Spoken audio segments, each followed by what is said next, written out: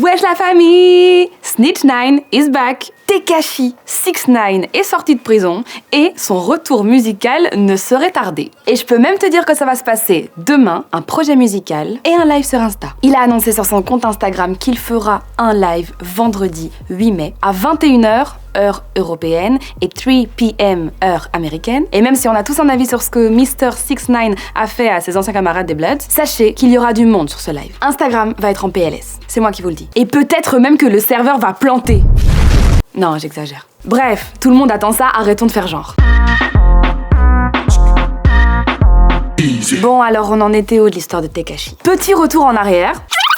Grosse enquête du FBI. 6ix9ine, de son vrai nom Daniel Hernandez, et son manager, Mr. Shotty, ont été accusés de faire partie d'un des plus dangereux gangs de New York, les 9 Trey Gangsters, ou les 9 Trey Bloods, un gang qui est associé aux Bloods. Et donc, ils ont été arrêtés en novembre 2018. Vol à main armée, fusillade, trafic de drogue, menaces de mort, voici les chefs d'accusation. Donc ce qui pendait au nez de Tekashi, c'était 20 ans, 47 ans ou la perpétuité. Mais tu sais comment ça marche? Tu coopères, tu sors plus tôt.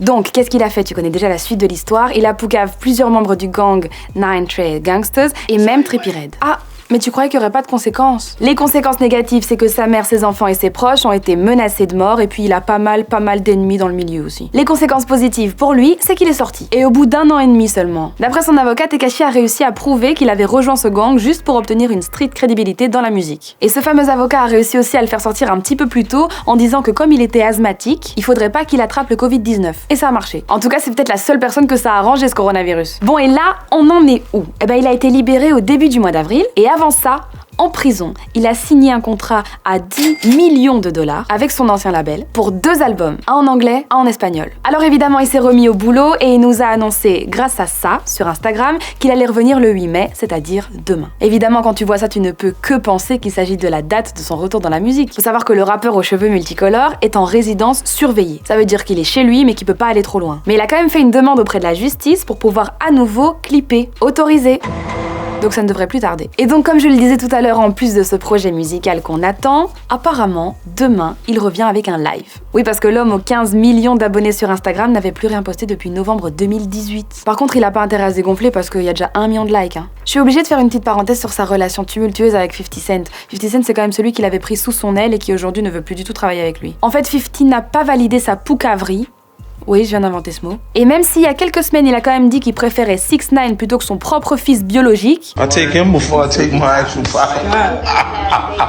finalement, ils sont plus copains. En vrai, tout ça, il s'en fout. Il joue même à fond ce rôle de poucave sur les réseaux sociaux. Lui, ce qui l'intéresse, c'est l'argent et les voitures. Depuis qu'il est sorti, il flambe ses billets comme never. Il a acheté 5 voitures de luxe. Une Lamborghini Aventador, une Range Rover, une McLaren, une Rolls-Royce et une Mercedes-Benz classe G wagon. Et pour briller autant que ces voitures, il s'est acheté une chaîne en forme de requin d'une valeur estimée à 300 000 $.